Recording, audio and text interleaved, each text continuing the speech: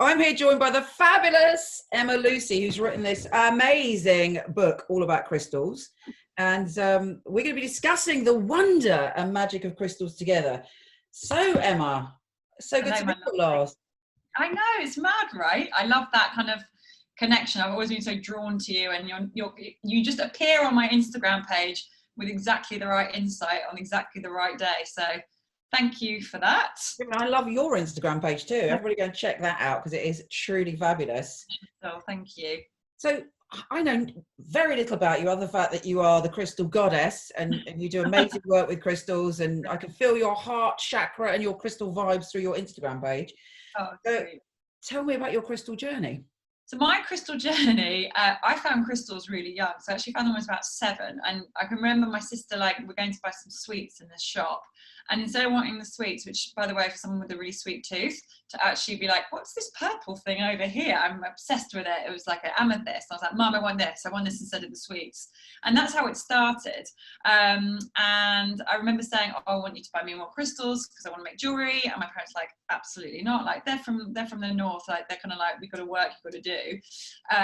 And anyway, 30 years later, I actually have my own jewelry range. So it's kind of like, That's great. so that was kind of the way in. And then it became my guilty little pleasure for a real long time. And actually all my work became like a guilty little pleasure because I wasn't really allowed to do it. 15 years I was like seeing people, reading for people, doing healing work on people. And then my publisher came and said, got this book about crystals. The writers pulled out. Do you want to do it? And everything was just like, this is the time, you're ready. So I channeled the book in 4 days. When we'd done 90% of it, I handed my notice in and then I never looked back. I discovered crystals actually at a very crucial time in my life. And it was funny because I was 18 and I went, a lover of mine at the time who I was having a difficult time with, she was a lot older than me, said, oh, I'm going on this course. And I sort of begged, borrowed and actually manifested the money to go on this really expensive crystal course. And it was instant plug-in. Right. And actually, I now realise that course was bad in the sense that they overly blew everything away. They overly blew your chakras open. They overly blew. We did everything. We did past life regression, how to do past life regression on others. We did everything that you could do. So normally, what you would do over a 5-year period, absolutely, did on a 3-day course, which everybody needs to watch out for that because a lot of people had a nervous breakdown after that course actually. Really? They're still going now? Because they just flew to a different, Right. place. They wanted to change their life. I was walking down the road going, I love you, I feel the love. It blasted away everything, which on the one hand is good, but on the other hand, I mean, if I hadn't had that spiritual understanding and learning, could have happened to me, but people did literally go cray cray. But I have to say, I followed along with it, and it was, to me, it was, as an Aries, I quite like fast learning, but then I built up, within 2 years, I was teaching and doing courses from 18. So from maybe 22, I was fully in it, doing stuff, but very carefully, not like that. You can really blow your third eye if you overdo things. Yeah, you can. And also, like, you can then open up to some stuff that's probably not particularly ideal for you either. Yeah. So did you actually go on any courses, or you're self-taught, or you went, Everything's quite self-taught, but I did do I always like courses, always think they're like door openers. So when people are like, I'm going to go do this course, I actually literally was just kind of speaking to somebody and she's like, I did this and then I did this, I did that. I'm like, chill out a bit with it. Like, everything's coming from in here anyway, through and out. So don't kind of like feel, we're in that kind of spiritual overload now, aren't we? It's become so kind of fashionable to be somewhere, and that kind of defies the whole point of what we're actually trying to achieve, is like to be here now and be brilliant while we're here. But I would say, for me, I would work on the chakras first before I did any work, even possibly without crystals. I don't know about what you would recommend. Yeah, I do. I kind of like I try to make people engage with them more like their friends. So it's kind of like a soft introduction rather than, because I think when you meditate and you get into that space, it can take you to places that you probably may not have been ready for mentally, but energetically you are. So I always kind of like try to do like soft learning. So it's more like, this is who they are, this is what they do. A bit like starting school, it's more like an induction of kind of like, but also reminding people that you're not going to feel the same thing as somebody else does. So like I get quite frustrated when people are like, well, somebody gave me this because they said it was going to do this and it hasn't done anything. So your book's called The Power of Crystal Healing. what does that mean to you? Do you feel that they've transformed your life as you've gone along? They've definitely like supported it. I think like we've got to take ownership for our own energy too. And like I think the whole purpose of the book for me was like you can get a million books that says this crystal does this, this does this, this does this. But what I wanted to awaken in people is more actually what does that mean to me personally, and how's that for me on my journey, and just how like I put my makeup on to be very different to my sister. So I shouldn't expect every experience that I'm having to be the same as somebody else's. So it's really about helping people tap more into their intuition with crystals, and it kind of blow their own mind, rather than like you see a lot of people like reaching out to like guru kind of culture, and it's quite scary, I think, because they're kind of saying of the crystal that this person's the only person that can get me there, when actually it's like use the crystal to blow yourself open, but gently, obviously. Like not Like Dumbo's magic feather sometimes, you know, they're there to enhance you. Dumbo thought the magic feather was keeping him in the air. Just the feather, he was still flying. So right, it's so right. Absolutely, yeah. Excuse my language. Yeah. But it's not like mechanics. It's not like, you know, it's not from this patriarchal world. It's a deeper thing, and different crystals will resonate in different ways. Yeah. They are not the magic. We are the magic, and it amplifies. Yeah, they're a bit like a stabilizer, and sure, they can bring in different things, absolutely. But fundamentally, you can't put all the power on that. Like you can't put all the power on like whatever your vision of God is. It's like you've got to come back to like you and be like, what am I doing? And because people aren't prepared to take responsibility for their energy, and like they want to attack you. It's like if you do readings for people, they're not ready to hear something. The first thing they do is like they come at you, and it's like that's your biggest sign that you're not doing that bit inside that's going to get you to where you actually want to be. Do you find that? How have they helped you with your work and like with people? Well, they were a massive big thing for me for years, and actually I haven't really worked that much with them over the past, I don't know, 15, 20 years. It was like 2 years. I don't know, how am I? I'm 54 now, so I worked with them for about 20 years, and then I had a little bit of a break. I think you find different. I don't think you need to necessarily have something, but certain tools come into your life at the right time. So I did amazing things. I taught and I did a lot of past life regression with them, which were far out amazing. And I saw that I was murdered before I was 21 in every life. And at this time, I was under 21. And then I worked on understanding those past lives and dealing with those past lives. I truly believe they have helped me manifest where I am now. Yeah, I put crystals around me like a spaceship, hold two in my hands with the joysticks. Right. And I fly and towards my future and visualize things. And I have got those things now. Because I think I said that they're like Wi-Fi beacons, right? They're like sending off that transmitter. And your responsibility is to go, well, where am I taking them to? Like you said, you're the driver of that spaceship, isn't it? Rather than like, it's that old saying, like, if you don't know where you're going, any road's going to get you there. But if you work with them, like they're your team, they're your friends, I completely with you. Like you can drive towards that. I was always told at school, like, you're rubbish at English. So for me to write a book was like, I think that was part of the thing when I turned it down, because I'm like, well, I can't write a book because everyone said I'm rubbish at it. But actually, I've been manifesting that for like 5 years before. I was like, I just heard it one day. It's like, you're going to write a book. And then it just kept coming. I was going, oh, what are you writing a book about? And I was like, oh, just writing a book.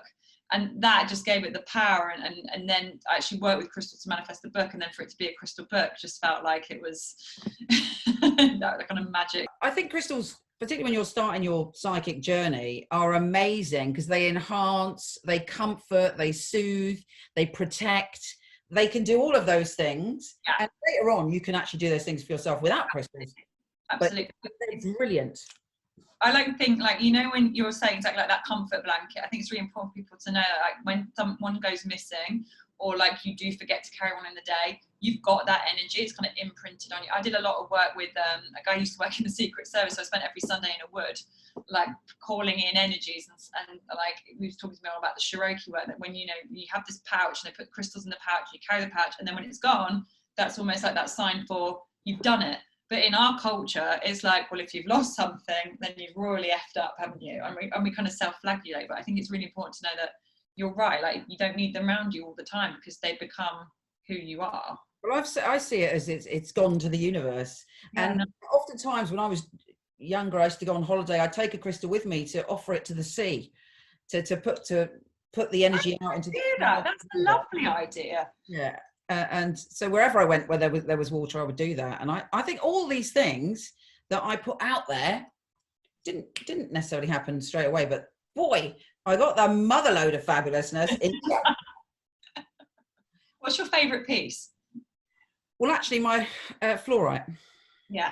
I can say that without, although it can be sometimes too powerful. I also think if you want to see massive predictions and intricate details about the future, fluorite is really, really good for that. I mean, we all love rose quartz. We couldn't, I think if you had to, rose quartz is, I always have and still use all the time. Yeah, absolutely. What's yours? Oh, well, actually, it's pretty similar. Like, one of my favorite is my rainbow fluorite, which is like, I use it for writing, channeling. I just found it like, it's insane. Channeling. Yeah. Selenite as well for me is like crack. Never taken crack, but I'm assuming that's yeah. Yeah. But yeah, but it changes, doesn't it? It's like sometimes you have like a favorite outfit and I'm going to wear that, but then sometimes you'll be like, I don't need that. And the color of them is really can be really influential. And some people are like, I'm not feeling anything from them, but they just look really nice at home. And I'm like, then it's doing something for you. It's bringing in that vibe that you're feeling, that niceness. And if that's what it is for you, then that's all really cool too. Well, I suppose the fundamental one is the crystal wand, because that, I always say, that is a magic wand. So that provides all your desires. It's a multi-purpose tool in itself, It's the army knife of crystals. So, you in any circumstance you can use it, but you have to be careful what you put in. I think some people don't realize that if they're clutching something that's magnifying, that it doesn't have a moral judgment. So that crystal will pick up, if you want it, you're sending out bad vibes to yourself or others. Yeah, I completely agree. And I can also feel, because they cut through a lot as well with one. So I kind of had a client and she was like, nothing's happening. And you could just see the stress in her face. I'm like, because she wouldn't move off anything other than kind of pointed ones rather than the round edge ones. But that's it. She was constantly setting her frequency to cutting everything out of her life. I'm like, bloody hell, that's exhausting. Yeah. But you stare at, but that's the thing with spirituality. Everyone kind of wants it to be, or the psychic work and the energy work. It's like, it's always got to be nice and fluffy, but it's not, is it? It's like, you're right. You've got to kind of own the brain a little bit to what you're guiding it to. Well, also when you're on your spiritual journey, it reveals the crap that is there that has to be removed. So if you're in a terrible relationship and it's based on a pattern that you need to let go of, everything will rise up, so it can feel like, oh my God, I'm on my spiritual path. Yeah. And life is even more traumatic and hideous than ever before, but it's out, Yeah. You've stuffed the cupboard full of all the stuff that you need to, but you're right, like, and you can be like the most a spiritual person about it. It's about the intention as well, and that's with the crystals. I already find like they need a job.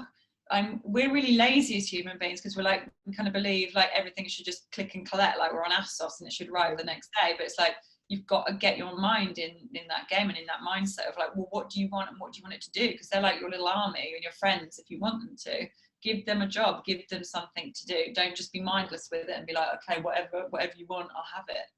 So what are your top tips for a newbie with crystals? Make friends with them, read about them, but go and make it fun, play with it. Like, have a few that you think you're interested in, but trust your gut. Like, the whole thing with it is it should be intuitive.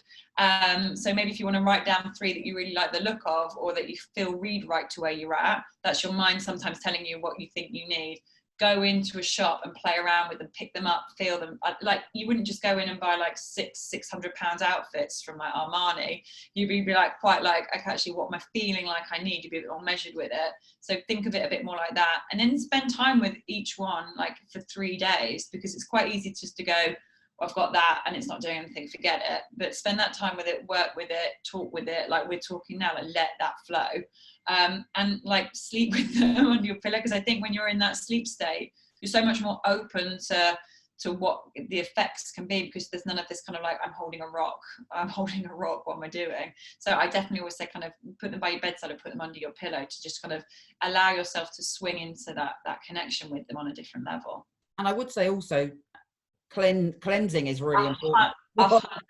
Of course, but yeah. I want to talk a little bit about the cleansing, because it's like, obviously to get rid of other people's crap.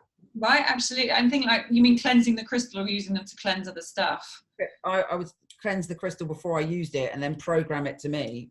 Absolutely, because you've got to think of the hands that it's passed before it gets to your home. So you're taking a little fingerprint from every single person that it's kind of carried to your home. So I think there's a couple of ways you can do it. Like, you can make it quite ritualistic. Obviously, you can use the moon, because she's going to pull the emotion from them. Run them a bath, run them a shower, put them under the tap, leave them to bathe. Some crystals you can't put in water, obviously, so because they'll start to just kind of dissolve, but mainly just wash them, put some salt in there, and then put them on the windowsill, put them out in the garden and let them dry out, and just really know that you're kind of getting them as new as you can be energetically.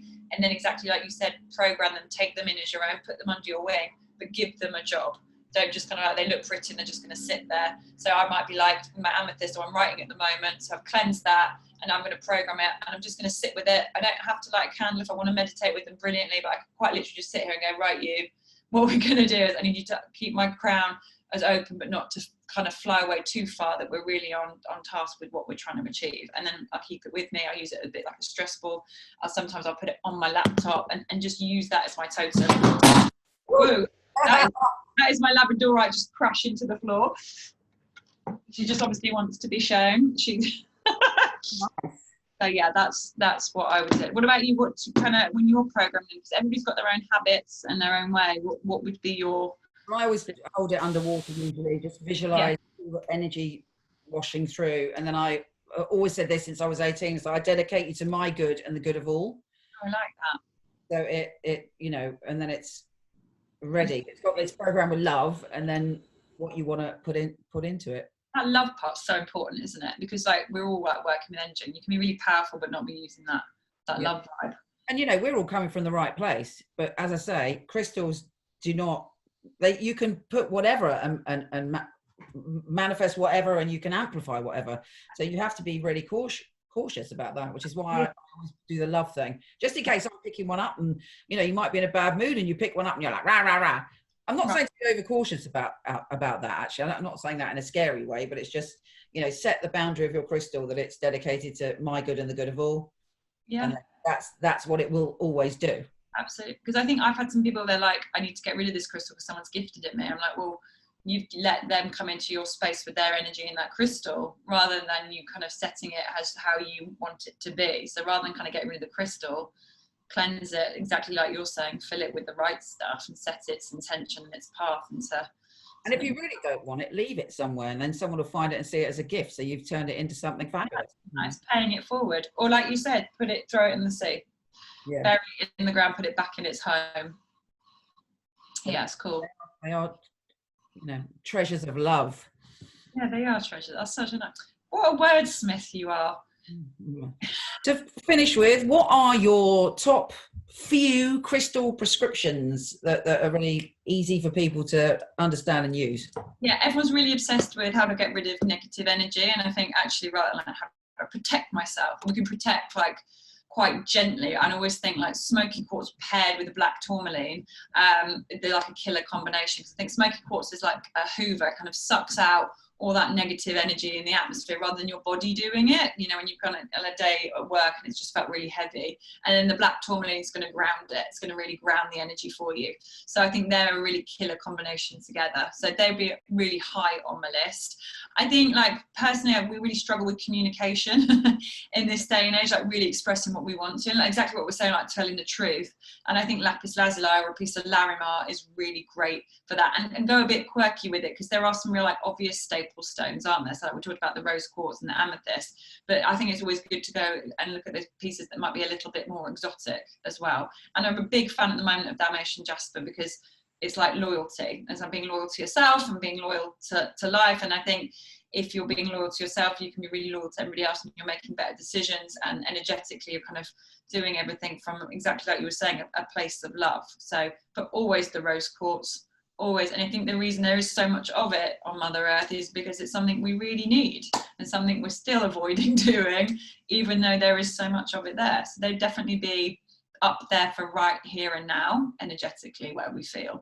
Yeah. And I do think that changes as time goes on. Absolutely. My top one for protection that I've used countless years is tiger's eye, actually, which is maybe different to you, but I put it around the bedroom, and I put, not telling everyone now because they will know what I'm protecting myself with, but there you go. Hematite for self-confidence. Oh, hematite, yes, brilliant. Yeah. Yeah, carnelian for sexuality and creativity. I need a bit of that. Yeah. That can overstimulate you though, but nothing wrong with that.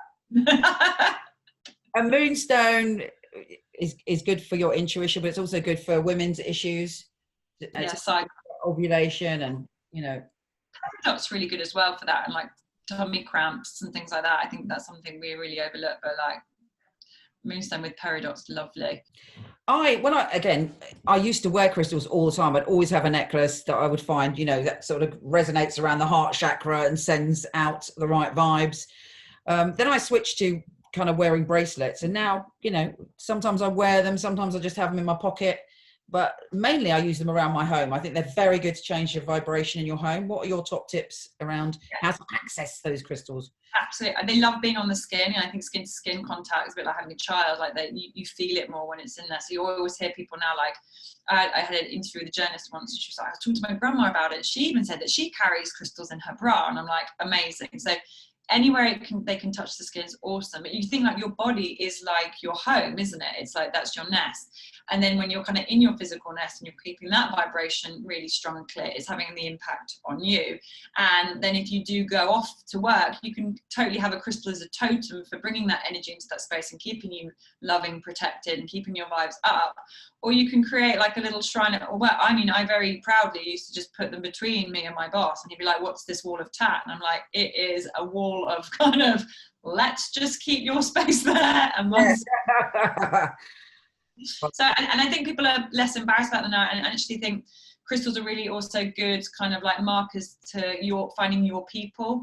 Like people will come and take the piss out of you because they're interested, or they'll come and talk to you about your crystal because they are interested. So wear them proud on your body, on your desk, wherever feels right for you, do it.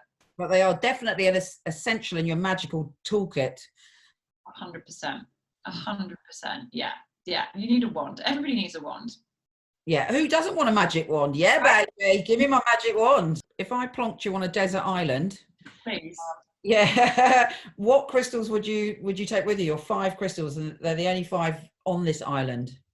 I definitely do the rose quartz because that'd be that really nice kind of to bathe in love. Selenite because I just want to get quite high and kind of just enjoy being in that moment. The Amazonite for sure because it's like just want to let everything go, but also be quite playful with it. Again, I'm with you on tigers. I think like for me, that makes me feel quite confident. So if I'm in somewhere where I'm not feeling particularly confident, but I'm wanting to navigate my way through that, I'd be all about that. And then probably a bit of fluorite because I think we're going to be channeling while we're there, right? We're going to be creating loads. So bring them on. Yeah, and the fluorite can help you draw all the other things you need to you. A shit. Oh, yeah. I need some sailors. Get them over. What about you? Oh, that's a good question. Well, I'll definitely be fluorite is my number 1, but definitely I'd have to have my crystal wand, rose quartz, of course. I suppose amethyst. I mean, I'm old school, aren't I? Really. Let's go. Let's go. A lapis, actually, for the grounded knowledge and wisdom. Yeah, I love that. Because now I'm going, oh, kyanite would be quite nice too. Yeah. Vibes on my island. Oh, well, yeah, I'll meet you there. I'll bring mine, you bring yours. And we'll create. I'm really excited about this now. This is what she was seeing. We're going to a desert island to manifest. Brilliant. But anyway, no, such a delight to talk to you, darling. Thanks for having me. Real pleasure. So we'll hook up again and discuss other topics of fabulousness. But you're an inspirational woman. I love your energy. I love your vibe. And everybody go and check out her Instagram, which is? It's I forgot then. _Emma-Lucy. Anywhere else they can find you? You can find me on my website, which is www.emmalucyknowles.com, and you can find me here today talking to you. Yeah, baby. And I'll put all your links below. I really appreciate that. Thank you. It's been lovely. All right, gorgeous. Speak Bye, love. to you soon.